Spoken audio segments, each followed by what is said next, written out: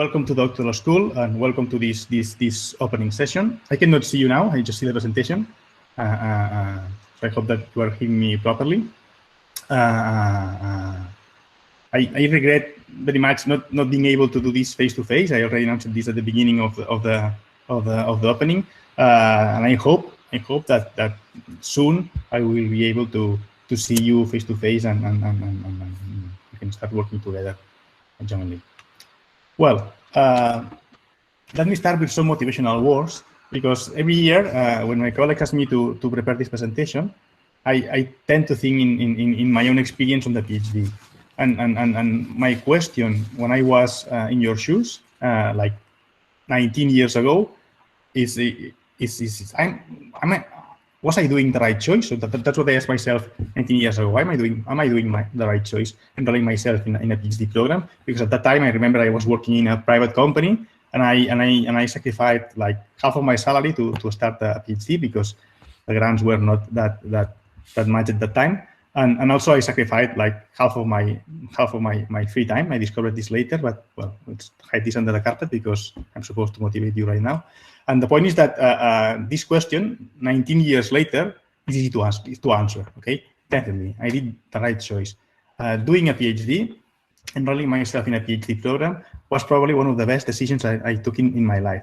It allowed me to meet really wonderful people. I could travel and visit other research groups around the world, and I've been able to train myself in research and work in the things that really I enjoy doing. So definitely, sacrificing all the sacrifice was worth it, and at that time, I'm pretty sure that I did the right choice, and I'm pretty sure that you are also doing the same. The second question that came to my mind on September 2001 at that time was, but what's exactly the job of a PhD student? Because I just applied for a grant, and I was not even sure about what should be my job after getting the funding. So I remember the conversations with my future supervisors, and the point there was, okay, since now in the high school and now here at the university, we gave you a lot of contents. You were able to memorize and practice these contents, and then we made you some questions, and you provide answers at the end of the year, and we assess these answers. From now on, David, you're going to be the one who's going to formulate the excellent questions rather than just giving answers. And this is going to be your job. Formulate questions, open new paths of knowledge. And that's, in summary, what's going to be your job here in the following years. Formulate questions, start doing research. The third question that probably is in your mind right now, it was in my mind at that time, is the future, okay? What is the future of a PhD graduate? What's next after I finish the thesis? Well, I have recent information regarding to this issue. If you look at the last report from the ACU is the Catalan Agency for Quality of the Universities, and this report is from July of this year. It's 2 months old. They report that 95% of the PhD graduates are employed. And what I think it's quite interesting, there are no significant differences between disciplines. Okay, they are the employment rates are really similar, and these rates are quite good in Spain. The general unemployment rate is really higher. Okay, and another data that I found really relevant is the sort of employment that PhD graduates have nowadays. Almost 60% of the PhD graduates right now are working in the industry, and we are very proud about that because we see that this tendency is increasing, and now it seems that universities at least are able to transfer some of the research to the society and to the industry, which is something that probably is one of the best contributions that we can do, or one of the contributions that the university should be able to do. Also, there is an obvious trend right now, which is that when we finish the PhD, rarely we work on the exact same topic as the one that we did in our thesis. But at the end, we are trained to solve complex problems. So we adapt ourselves to different problems. And in summary, the PhD is like learning a new profession, which is learn how to do research. Okay? And this is what you are supposed to learn during the next years with the help of your supervisors. I hope you are convinced right now that you did the right choice enrolling yourself on a PhD program. Let me now briefly explain you the structure of the doctoral school and how we organized in programs. The doctoral school has a director, that's me, and then we have a set of, nowadays there are eight programs. Each one has its own director. Each program is dedicated to a specific topic, and it has an academic commission, which is a group of people, experts from the different UOC departments and research centers that take all the relevant decisions regarding to the program. Sorry, they are the responsible for assessing your progress annually. They are in charge of the selection process, etc., etc. The academic commission is the core of each PhD program, and also we have an academic secretariat led by the program manager and a set of technical managers that will help you in your journey here at the UOC. Probably they are going to be the first phase you will see here at the UOC. Let me introduce them. The program manager is Marga Franco. Probably you already know Marga. Goretti is helping us with the communication and social media. And then Roger, Agnes, Isabel, Roger, and Cristina are the technical managers who will help you in your daily life here at the UOC. Remember the faces because they are going to be very useful to you. Regarding to our structure, we offer like two modalities, the full-time and part-time. Most people doesn't know it, but almost 80% of our PhD students are doing the thesis in the part-time modality. They do the thesis in 5 years from home while they are working in another sector. And almost 20% of our students are doing the thesis in the full-time modality with a grant and work here in our dependencies. Well, made exception, current exception that the COVID is now not making this possible.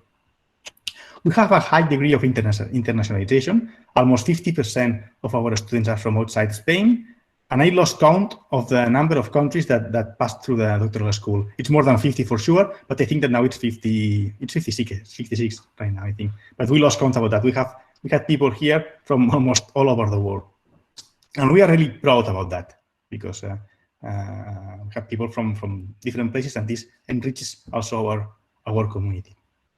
In terms of research, Marta already mentioned this. We have 3 institutes, 3 research centers, and 7 departments. We call them studies. You will see this word very often, studies.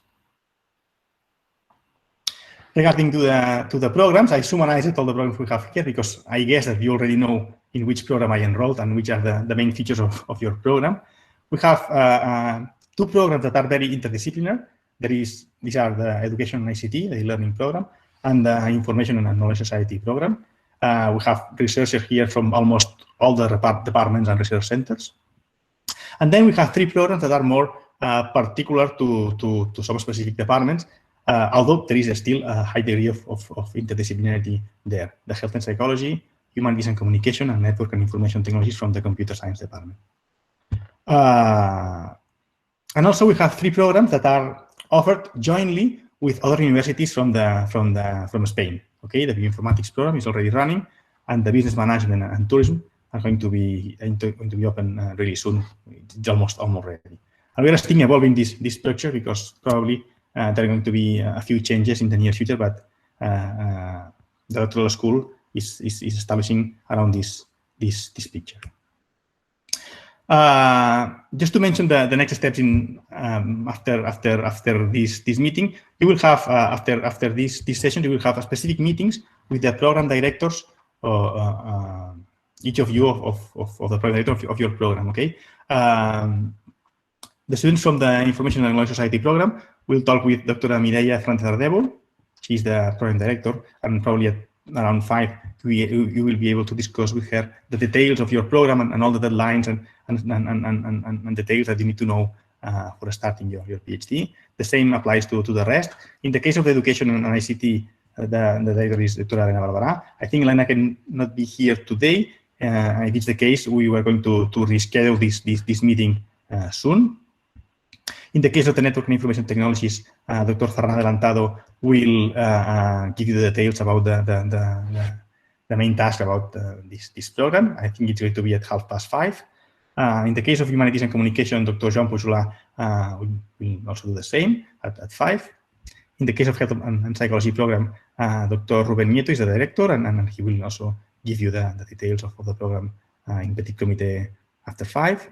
And in the case of informatics also, I think it's at 5:30, Dr. Angel Juan is going to give you a brief overview of the program. We also have these two programs, inter-university programs, business administration and tourism, that I already mentioned. The directors are Dr. Antoni Massaguer in the case of the business administration, and Dr. Julie Wilson in the case of tourism. And we will schedule a specific welcome meeting for these two programs once they are completely ready. Okay, we are almost done here. Regarding to the doctoral school organization, our goal is to provide a general or a common framework for the different doctoral programs. We are in charge of organizing the training of our doctoral students. We offer a training plan for each student individually. Usually, during the first year, you will get a tutor assigned to you and a thesis committee, and they will propose a training plan for you with the courses that you should take during the first year. And also, they will recommend a thesis advisor or a thesis advisor and a co-advisor. There could be two advisors for thesis, who are going to be the people who will guide you through your thesis. Okay. Usually, during the first year, you are supposed to elaborate jointly with your advisors what is called the research plan. This is quite common in all the programs. In this plan, you should specify what's your hypothesis, what you want to validate, what's the methodology, the state of the art, and which are going to be the main tasks along your PhD. You have to think about that and plan the next years in this research plan. This research plan is assessed by the academic commission. I told you that the academic commission is the key for your progress in the program. And this academic commission is going to assess this research plan and give you feedback. And then from the second year on, you will just submit an activity report. And this activity report is going to be assessed by the academic commission, and they will check whether the activities that you mentioned that you are going to do during the current year have been done, or whether there have been any inconvenience or problems with your process, and they are going to assess this and give you again more feedback. If everything goes okay and there are no problems, after 3 or 5 years, you are going to defend your thesis and you are going to become a researcher at the end. We also offer some specific courses, research, transfer, and entrepreneurship courses, which I recommend you to take a look at them. You can go to the UOC Extended Studies website and check if they are offered the current semester, because not all of them are offered all the semesters, but they are courses that are thought for researchers. Can you just take a look at the titles? Academic writing, academic presentations. You are going to write papers for sure. You're going to present your work in public. So most of these courses are useful for your PhD, and some of them are useful even for your work after your PhD. So I recommend you to check them and enroll on them if you are interested. Okay. At the doctoral school level, we also offer or organize what we call the quarterly meetings. We used to do this twice per year, but now with this COVID pandemic, we do it more often. We do it like every month or every 2 months, because we are more concerned about the current problems that arise in the PhD community.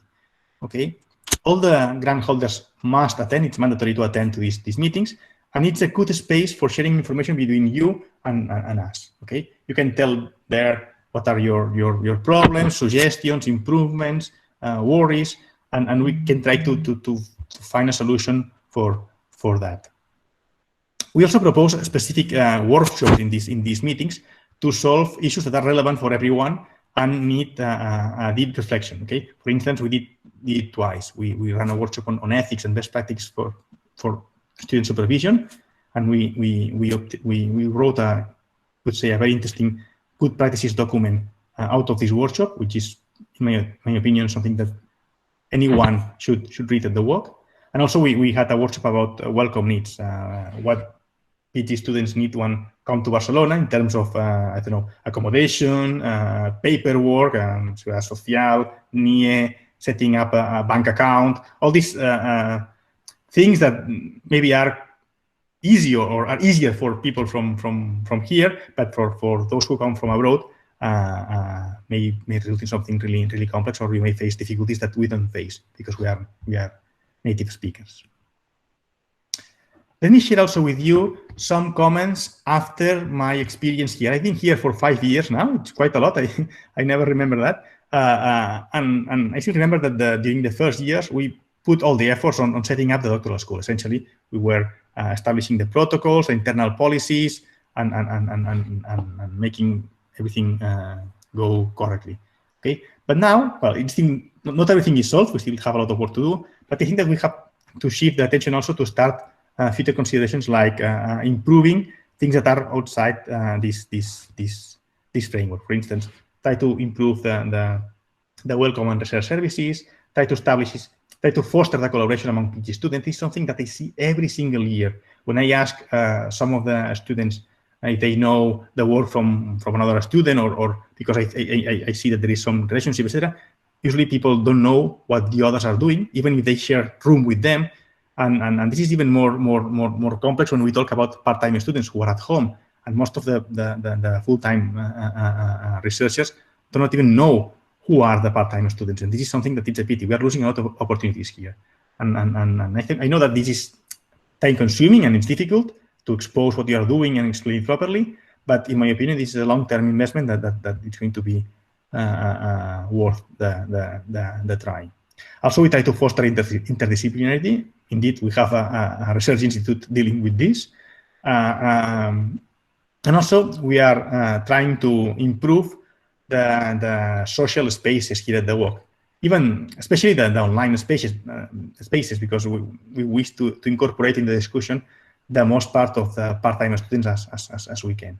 Okay, we have now a Slack channel that had some degree of success, and a lot of PhD students are enrolled on this Slack channel. And I probably would propose you to enroll it. Maybe we can share with you the link, or the student council can share with you the link, because I think that it's a good space to share thoughts and concerns about the doctoral school and ask for advice to your colleagues. We want to foster also the links between full-time students and part-time students. I already said it. And also, we need to work a lot with the career plan development. We need to train you in skills that probably are not specifically skills from your research topic, but are more general, and in my opinion, really relevant for researchers, like team management. Probably you're going to lead groups of people after you finish your PhD, once you graduate, or how to learn, for instance, to apply for a future position, for a postdoc, or whatever position you wish to apply afterwards. The priority for the current year, in my opinion, should be the students' well-being. And this is something that is really relevant, and there is a lot of literature dealing with that. It's not something that came to our mind to prepare this presentation. It's something that with Marta and the Human Resources Department have been starting to work on that. There is a lot of scientific evidence that proves that PhD students suffer from more anxiety and depression than regular workers. This study published in Nature, I don't remember if it's Nature Biotechnology. This study proves that there is at least 6 times more probability to develop anxiety or depression if you are enrolled in a PhD program. And it's something that it's not, it should not be that way. Okay, this is, I cannot understand that, and we need to do something to solve this issue. And I guess that sometimes the relationship between advisors and PhD students is not optimal, or at least we need to develop better good practices in order to solve this issue. Although this issue is something that has too many edges and need to study it deeply. And this is even more relevant in the case of part-time students. I usually talk with some of you during the year, and the impression that I get from you is that you feel quite alone. And we need to improve this and try to enroll you in our social life and try to get your opinion more often. Just a few comments regarding to best practices in doctoral supervision. We have a document that deals with that, and I recommend you to read it. And I recommend to your supervisors, especially your supervisors, to read it. It's something that our colleagues, I think it was Carmen and Eduardo Aybar, Carmen Carrion and Eduardo Aybar elaborated last year. Some tips advices. Try to, if it's possible, meet very regularly with the supervisor every week, at most every 2 weeks, even to just discuss a little bit the progress. Try to have clear goals and also do some sort of, I call it micromanagement. I don't know the correct term for that, but try to do some, to pact or agree with the supervisors with some small tasks to be done from one meeting to the other meeting, and to be very clear on which are the specific goals that you want to solve, are going to solve in this time in between, and you need to know exactly what to do, and then provide this information to your supervisor once you are done. Also, try to have an idea about what's going to be your plan of publications for your thesis, at least during the first year. It has to be something that is challenging, but also something that is realistic. You should know which are going to be the outputs of your thesis during your first year. You should plan this, and where are going to be submitted. If they are going to be submitted, they are not always are going to be submitted somewhere else. But at least you should know exactly what you're going to do and which is the degree of quality that is expected from each one of these goals. Okay, I think it's something that needs to be solved the sooner the better, because you will then work with a clear plan in your mind. And also, your supervisor should give you access to a good career plan, and I will go in more details later. But I recommend you to read this good practices document. It's very interesting.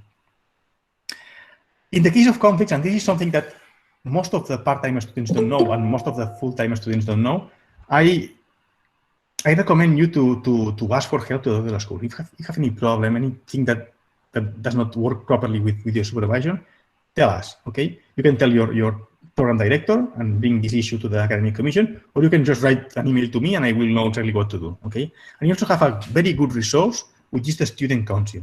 They are two people, two PhD students like any of you, and they are very helpful, very nice guys. They are hard workers, and they always try to help you. They will give you a lot of advices, and they will also try to mediate between you and the supervisor, or tell us, the Doctoral school, to mediate, even if you want to, and they can help you to preserve your anonymity if this is something that worries you, etc. Okay, this is a very good resource that you have, and I guess that most of you don't know that it exists.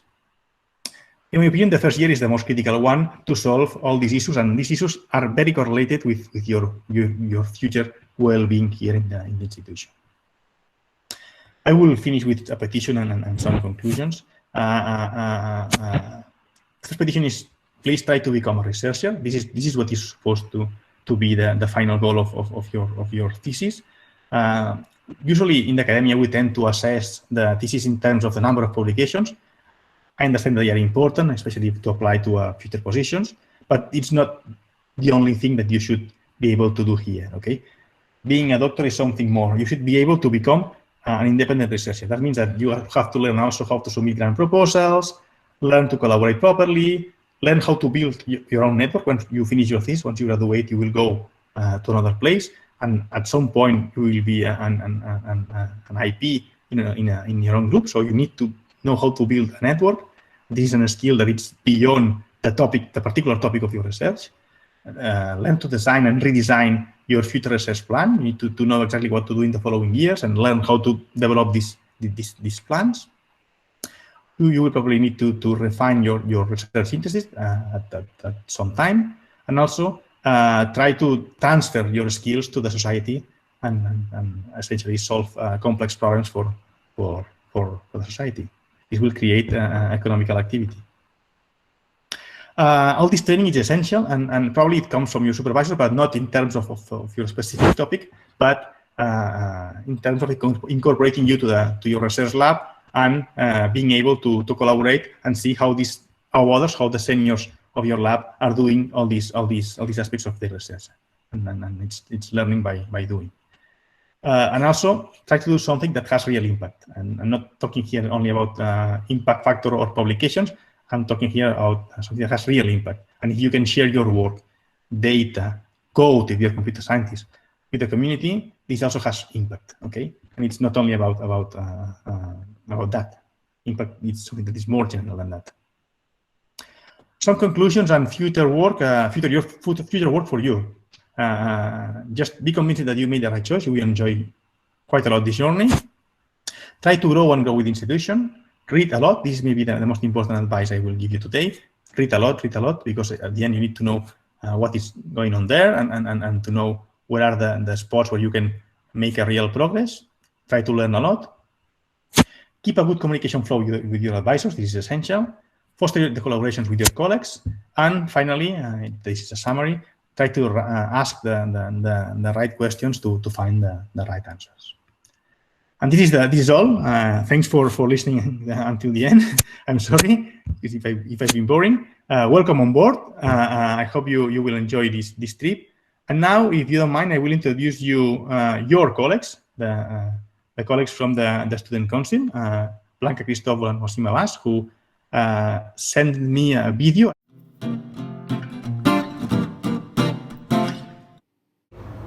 Hello. Hi. I'm Blanca. I'm Masip, and we are the representatives of Doctoral School and Student Council. First of all, we'd like to give you a very warm welcome at the work. Wasim, should we explain them what Students' Council representatives do? Sure, we act as a bridge between the students, the doctoral school, and the university. Exactly, and we can also act as your counselors if you have any problems or issues regarding your life at the work. Those of you who are from abroad, they might already have been assigned their student mentors. They are supposed to, and they will help you through all of your documentation process. But if you have any problem which doesn't regard your documentation, we'll be very happy to help. Based on our life at work and our experiences at work, we would like to give you a piece of advice. Okay.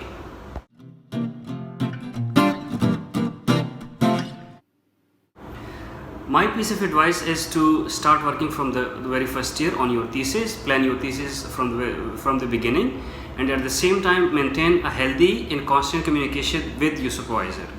And my piece of advice is that the work offers you many funding opportunities for research stays abroad, for training opportunities, so don't miss them. And you can also participate in many contests organized by this institution. So don't lose your time and make the most of your experience at the work.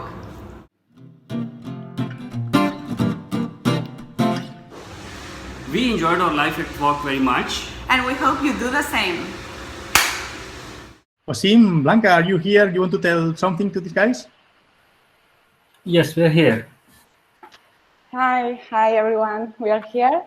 And well, just to say you welcome at the work again, and we don't want to make it very long, so we really hope you have a nice academic year. And as we said in the video, if you need any help and if we can help you with any doubts or whatever you need inside the work, if it is within our limitations, we'll be very happy to help you. And also, we know this academic year will be a bit different because we have to mostly work from home. So we want to encourage you to keep working and keep reading and learning, as David and Marta were saying. And we also encourage you to keep in touch with your colleagues, because this will give you a lot of strength, and it is very nice to share your progress and the work that you are doing and developing with your colleagues. And so Wasim will show you some ways, different ways to keep in touch, not only with us, but with your other colleagues. Nice to meet you, and hope to see you soon. Thank you. Hello, can you hear me? Okay, perfect. Hi, I'm Masip. I'm also a representative of Doctoral School and the Student Council as well. So first of all, welcome to all of you, to everyone who will either join us maybe if the situation improves in a couple of months here in Barcelona, or anyone who, even if you're working online, welcome to walk, and you will enjoy your stay here very much. We also did. And the first thing which I want to say is that you probably might be a little bit, say, nervous or worried or whatever, or anxious, because we were doing this online. This was supposed to be face-to-face, but we are all in the same boat. I'm like just talking to you from my living room, so don't worry. I will show you how you can access the space in the WOC website for the Student Council Forum, or if you want to talk to any other Student Council representative apart from the two of us, then you can go there. So let's see if I can share my screen. So when you log in into your account, then this is the first screen you will see. So you scroll all the way down, more walk. If this is in Catalan or Spanish, I don't know what the exact word is, but anyway, more walk. And then 1, 2, 3, 4, 5. The sixth option is student representatives. So you go there. So you can see the university council, you can see the student council. So, and you can also see the student council for doctoral school. So you can either go here and see who are in this council, and you can just then reach us using this forum. So let's say if you want to reach us, or if you want to just post something, whatever is on your mind, so others can see it as well, that this post is in the forum is a new message. And in the meantime, if you want to talk to any one of us, either me or Blanca, it's that already mentioned that if you want to talk about something which is troubling you, maybe your research, maybe your thesis or whatever, and you want to maintain your anonymity, and you want to want the doctoral school not to know your identity, then you can come to us. We will work as a bridge between you and them, and we promise that we will keep everything between us. And so, like, we will forward your problems or any reservations to them in an appropriate manner. So, and most of them they are solved, because I mean they're just communication gaps. So we are here to talk. Like, if you want to talk about anything, just let's say if something is troubling you regarding your thesis, regarding your life here, because we are also students, we have been through the same boat. So if you have anything on your mind, just reach us. You can reach us either on Slack, which we have shared the link for, and this the chat for this presentation. And you can also reach us through emails. You will see our emails in that forum. So anyway you're comfortable with, just reach us out, and we will be happy to talk. We are actually happy to talk. So once again, welcome, and all the best for your next 3 or 4 years or in your thesis, and hopefully you have a good time.